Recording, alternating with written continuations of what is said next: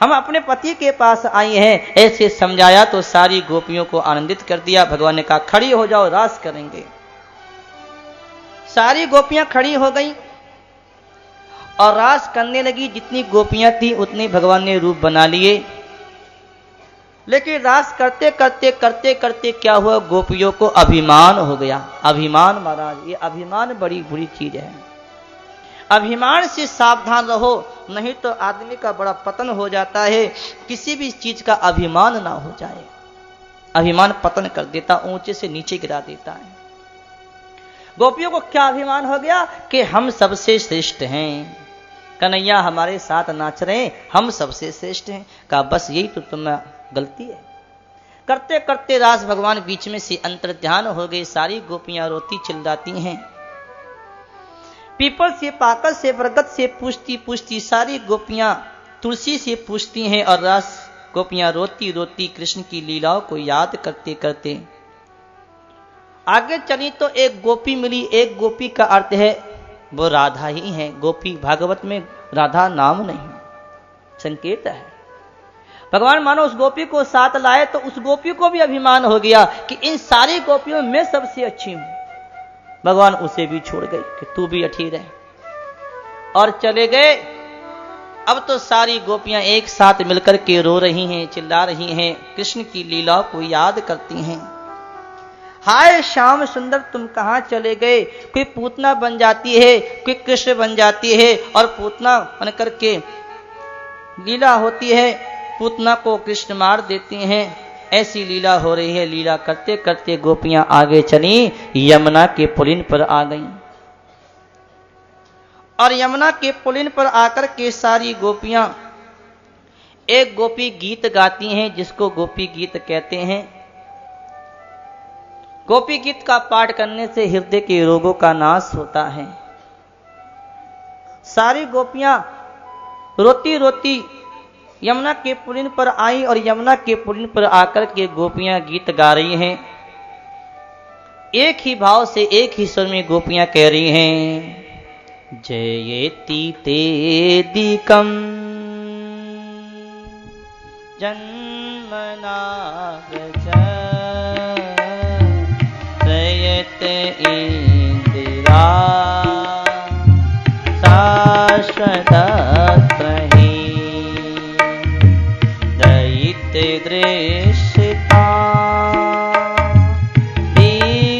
विश्रुतावका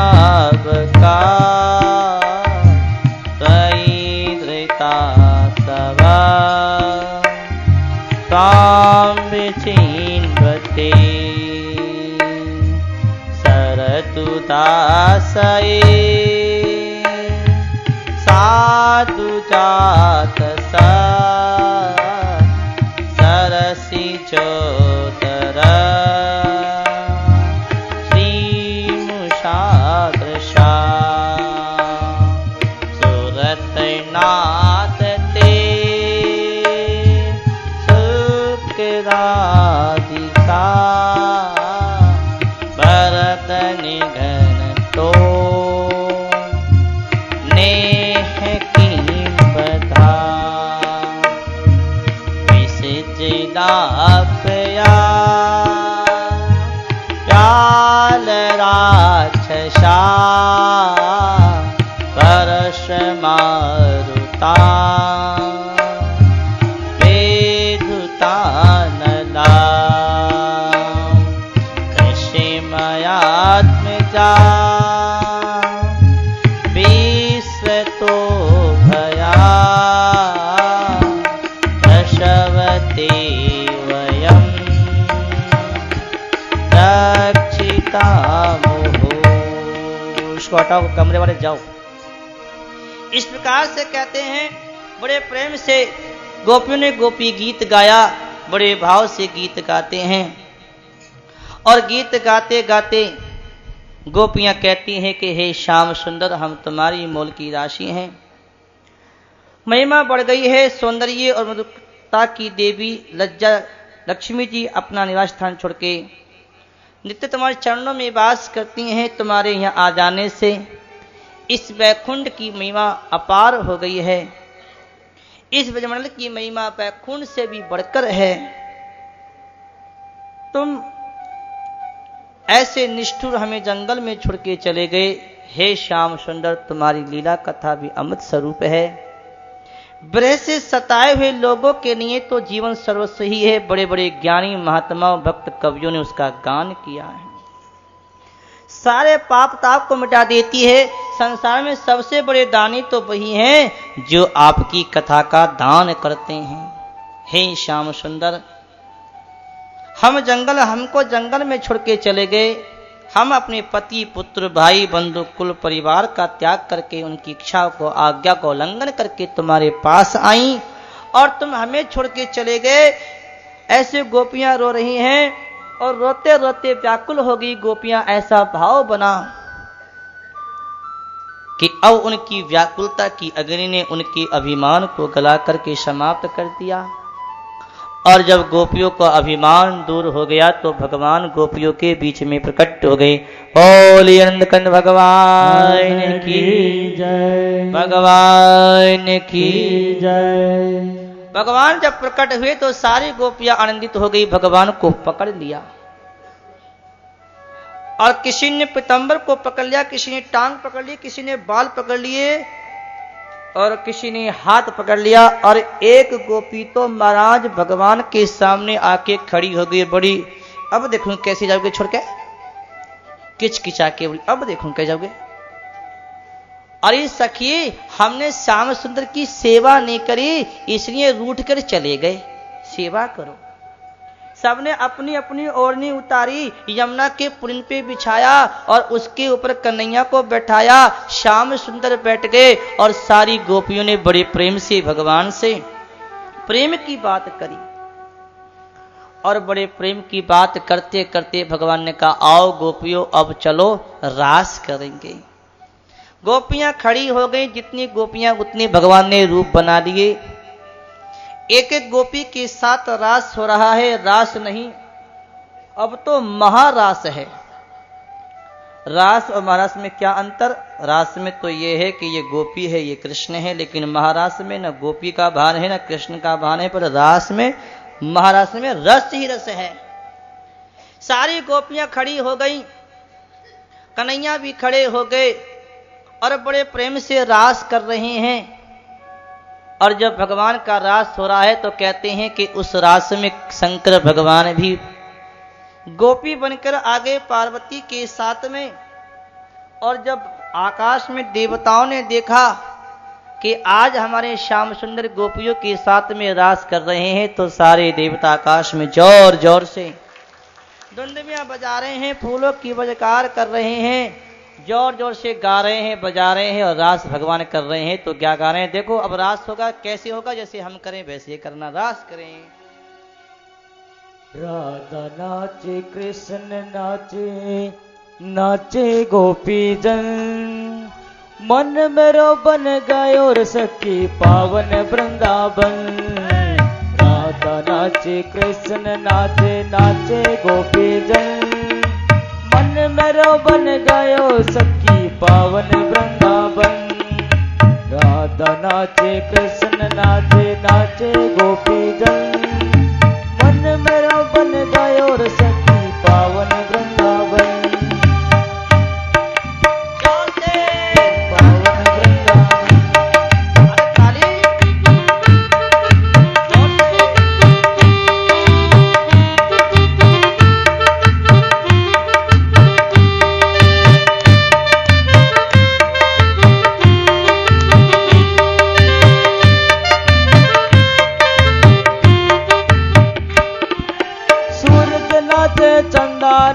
नाचे तारागण, सूरज नाचे चंदा नाचे, नाचे तारागण। सूरज नाचे चंदा नाचे, नाचे तारागण।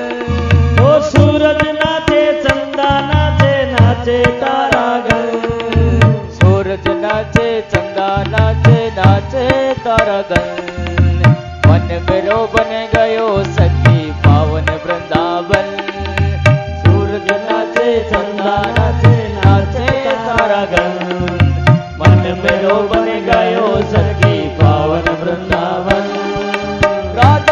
नाचे कृष्ण नाचे नाचे गोपी जन राधा नाचे कृष्ण नाचे नाचे गोपी जन राधा नाचे कृष्ण नाचे नाचे गोपी जन मन मेरो बन गयो सखी पावन वृंदावन राधा नाचे कृष्ण नाचे नाचे गोपी जन मन मेरो बन गयो सखी पावन वृंदावन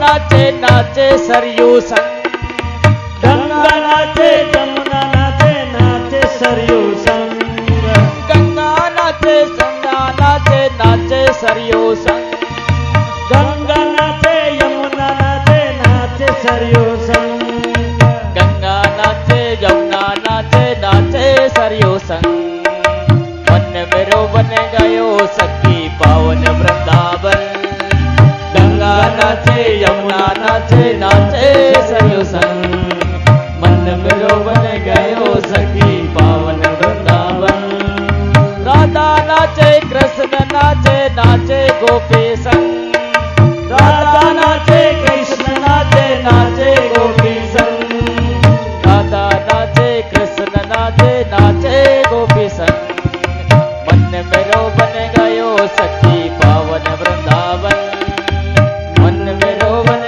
गयो सखी पावन वृंदावन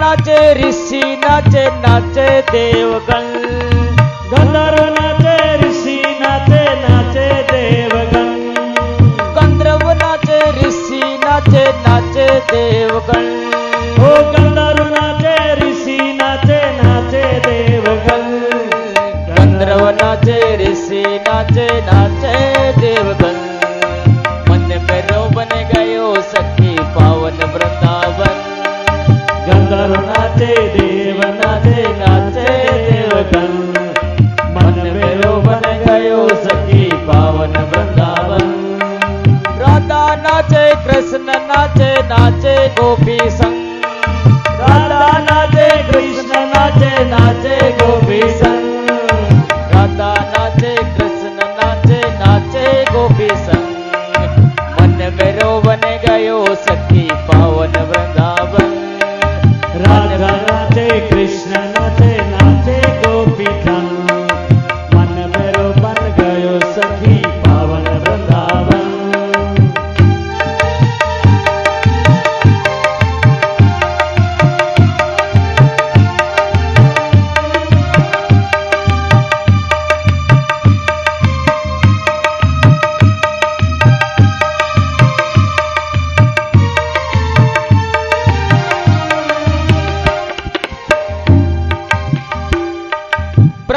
नाचे शंकर नाचे नाचे नंदी संग ओ ब्रह्मा नाचे शंकर नाचे नाचे नंदीगण ओ ब्रह्मा नाचे शंकर नाचे नाचे नंदी संग ओ ब्रह्मा नाचे शंकर नाचे नाचे नंदीगण ब्रह्मा नाचे शंकर नाचे नाचे नंदी संग मन मेरो बन गयो सखी पावन वृंदावन ब्रह्मा नाचे शंकर नाचे नाचे नंदीगण मन मेरो बन गयो सखी पावन वृंदावन राधा नाचे कृष्ण नाचे नाचे गोपी संग मन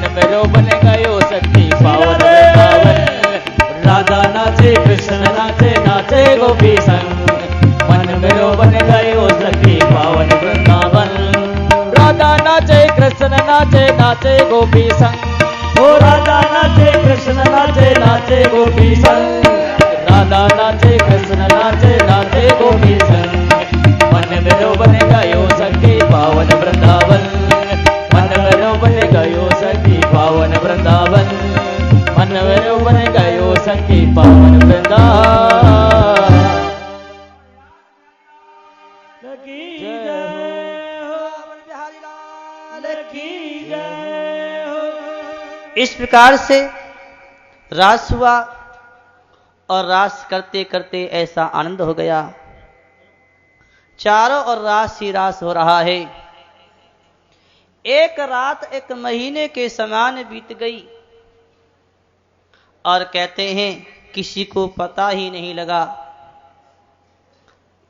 यमुना के अंदर आकर के पानी के अंदर रास कर रही हैं, एक के ऊपर एक पानी छिड़क उछलते हैं, रास किया गया। बस थोड़ी सी कथा और है, बस समय हो चुका है, लगभग 10-15-20 मिनट और लग जाएंगे। थोड़ा आगे ज्यादा लग जाए तो कोई परेशानी? कोई परेशानी तो बैठे रहो, फिर क्यों उठो। बोले नीलकंठ भगवान की। रास करके और गोपियां से कहा भगवान ने कि गोपियों अब जाओ, अपने अपने घर चली जाओ। गोपियां अपने अपने घर चली गईं और भगवान गैया चलन चले गए। राजा परीक्षित ने प्रश्न किया है कि महाराज हमारे बात समझ में नहीं आई कि भगवान का अवतार तो धर्म के लिए हुआ था, भगवान ने ऐसा अधर्म क्यों किया? दूसरे की स्त्री का हाथ पकड़ के नाचे, ये तो पाप है। सुखदेव जी कहते परीक्षित पहले कहता हूं कि भगवान की लीला में शंका मत करो, समर्थ को नहीं दोष गुसाई। जो समर्थवान है उनको कोई दोष नहीं होता है, वो समर्थ है। सूर्य भगवान गंदा जल हो या शुद्ध जल हो सबको खींच लेते, उन्हें कोई दोष नहीं लगता। भगवान विष्णु सांप के ऊपर सोते हैं, उनको कोई दोष नहीं लगता, समर्थ है। और अग्नि सबको भक्ष और अभक्ष का भक्षण कर जाती है, उसे कोई दोष नहीं लगता। ऐसे भगवान समर्थ हैं, उन्हें कोई दोष नहीं लगता, उसमें आपको शंका नहीं करनी चाहिए।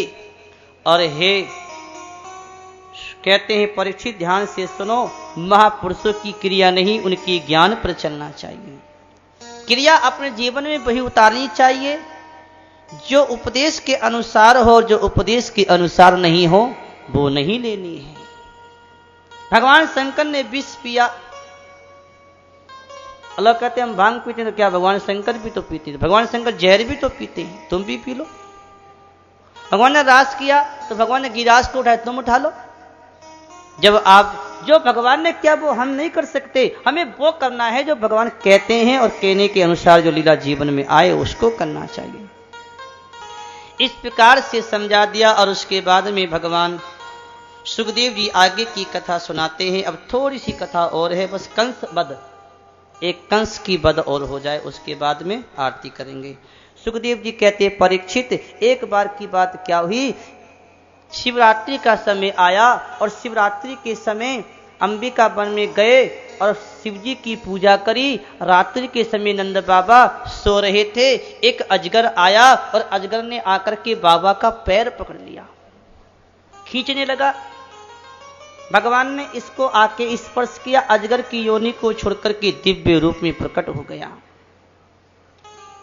भगवान ने पूछा तू कौन है? उसने कहा कि मेरा नाम सुदर्शन, में विद्याधर हूं। मैंने अंगिरा गोत्र के ऋषि कुरूप थे तो मैं उनको देख के हंसने लगा। ऋषि ने श्राप दे दिया और मैं अजगर हो गया, और आज आपकी कृपा से मेरा श्राप दूर हो गया और मैं अपने दिव्य धाम जा रहा हूं। दिव्य धाम चला गया। शंखचूड़ नाम का एक यक्ष था, भगवान की उन गोपियों को शाम के समय हरण करके ले गया। गोपियां चिल्लाई, भगवान ने यक्ष को मारा और गोपियों को छुटाया। उसके पास मणि थी, मणि बलराम जी को लेकर के दे दी। भागवत में युगल गीत है, 2 श्लोकों का एक भाव होता है, उसे युगल गीत कहते हैं। जब भगवान श्याम सुंदर जंगल में चले जाते हैं गैया चराने के लिए, तो गोपियों का मन घर में नहीं लगता। सारी गोपियां एक जगह इकट्ठी हो जाती हैं, भेड़ा हो जाती हैं और कृष्ण की चर्चा करती हैं। कहती हैं, अरे सखी श्याम सुंदर कितने सुंदर हैं, जब हंसते हैं तो हास्य रेखाएं हो जाती हैं और हंसते हैं तो मोती से उनके दांत चमकने लगते हैं, वक्षस्थल पर लहराती हुई सुंदर मालाएं चमकने लगती हैं। ऐसे गोपियां बात करती हैं। शाम को कन्हैया आ जाते हैं तो गोपियां उनके दर्शन पा करके आनंदित होती हैं। अभी कन्हैया जंगल से गैया बछड़ा चरा के आए थे, उसी समय एक राक्षस आ गया, अरिष्टासुर बैल के रूप में आया। भगवान से भेंट हो गई, रास्ते में मिल गया और झगड़ा हो गया, युद्ध हो रहा है। युद्ध करते करते करते कर रहे भगवान ने उसके टांग को पकड़ा, पूंछ को पकड़ा, उठाया और घुमाते घुमाते घुमाते घुमाते घुमाते नीचे पटक दिया। एक घुसा और मारा। कहते हैं अरिष्टासुर नाम का राक्षस मर गया। सारे देवता जोर से डुंडुबियां बजाए फूलों की वजकार करते हैं। बोले बाल कृष्ण लाल की, जोर से बाल कृष्ण लाल की जय। अरिष्टासुर नाम का राक्षस क्या हुआ? मर गया। देवता हर्षित हुए। नारद जी महाराज कंस के पास गए और कहा, कंस ओ कंस, कि हाँ नारद जी आइए आइए स्वागत है। कंस तुझे पता नहीं है वो कृष्ण और बलराम किसके बेटा हैं? देवकी के हैं। कन्या यशोदा की थी, तेरे साथ छल किया गया, तुझे मारने का षड्यंत्र रचा गया है। सारी बात खोल के बता दी। कंस को क्रोध आया, वसुदेव और देवकी को कारागृह में बंद कर दिया और उसके बाद में कहता है कि 5 पहलवान तैयार करो, अखाड़ा तैयार करो। अखाड़ा तैयार किया गया। 5 पहलवानों को कहा कि जल्दी से अखाड़े में जाकर के अपनी तैयारी करो, कृष्ण और बलराम को यहीं बुलाएंगे और तुम उनके साथ कुश्ती करके उन्हें मार देना। और भैया महावत, तुम हाथी को, कुबल्यापिंड नाम के हाथी को मुख्य द्वार पे खड़ा कर दो, वहीं मारवा देना। और भाई एक काम करो, केसी ब्रह्मासुर, तुम दोनों राक्षस जल्दी चले जाओ। कहां? वृंदावन। कृष्ण और बलराम को मर 2 राक्षस भेज दिए। और भैया सैनिकों, सेवकों पास में आओ। क्या कि एक बड़ा यज्ञशाला तैयार करो, भूतनाथ की बलि चढ़ाओ, भैरव को बलि चढ़ाओ, पशु की बलि चढ़ानी चाहिए, बड़ा यज्ञ कराओ और सभी राजाओं को बुलाओ। लेकिन कृष्ण और बलराम को लेने कौन जाएगा? अक्रूर जी को बुलाओ। अक्रूर जी को बुला लिया। अक्रूर जी एक काम करो, तुम जल्दी से जल्दी वहां चले जाओ वृंदावन, कृष्ण और बलराम को ले आओ, बस काम हमारा बन जाएगा, उसे हम ही मार देंगे, हम काल मर जाएगा, त्रिलोकी के विजेता हम हो जाएंगे, बस आधा तुम और आधा हम ले लेंगे, हाफ हाफ 50-50 कर लेंगे। अक्रूर जी ने कहा कि महाराज कौन मरेगा और कौन जिएगा ये तो समय बताएगा। कर्म तो करे आदमी, कर्म के फल की चिंता ना करे। कहकर के अपने स्थान पर आ गए और इधर केसी नाम का दैत्य घोड़े के रूप में आया, भगवान से युद्ध किया और भगवान ने युद्ध करते करते एक मुक्का उसके मुंह पे मारा, पूरा हाथ केसी के मुख में चला गया, हाथ बढ़ाते बढ़ाते उसकी सांस को बंद कर दिया। केसी नाम का दैत्य मर गया। सारे देवता जोर से दुंदुबियां बजाए, फूलों की बजकार करते हैं, बोलिए नंदन भगवान की। नारद जी आए, भगवान की स्तुति करके चले गए और उसके बाद में एक राक्षस और आ गया। बस थोड़ी सी देर है, व्योमासुर नाम का राक्षस आ गया और भगवान ने उसको पकड़ा। वो क्या कर रहा था? ग्वाल वालों को चुरा रहा था। भगवान ने पकड़ के उसके साथ युद्ध किया और युद्ध करते करते करते करते ऐसा पटका नीचे पटक दिया, उसकी छाती पर बैठ गए, उसके गले को पकड़ के घोटते गए घोटते गए घोटते घोटते घोटते उसका गला घोट के मार दिया। व्योमासुर नाम का राक्षस मर गया। सारे देवता जोर से दुंदुबियां बजाए, बोलिए नंदन भगवान की जय। 2 राक्षस मर गए और इधर प्रातः काल हुआ। अक्रूर जी उठे, संध्या वंदना पाठ पूजा करी, रथ में बैठे और वृंदावन जा रहे हैं। बड़ी सुंदर लीला है, थोड़ी सी देर की आप ध्यान से सुने। जब महाराज अक्रूर जी वृंदावन रथ में बैठकर के भगवान को लेने जा रहे थे तो मन में बड़े अच्छे अच्छे भाव आ रहे हैं। आहा, कंस ने तो मेरे ऊपर बड़ी कृपा कर दी। जिनके चरणों को धूल को प्राप्त करने के लिए ऋषि मुनि महात्मा बड़ी तपस्या करते हैं, उनकी धूल भी नहीं मिलती। आज उन श्याम सुंदर को जाकर के वृंदावन में देखूंगा और उनकी सामली सूरत का दर्शन करूंगा, नारायण का दर्शन करूंगा। ऐसे याद करते हुए जा रहे थे। शाम का समय हुआ। माताओं बैठ जाओ। कार्यकर्ता कहां गए सब? कोई कार्यकर्ता नहीं। अब बैठ जाओ, नीचे बैठ जाओ, बस थोड़ी देर की कथा और है, बैठ जाओ। कहते हैं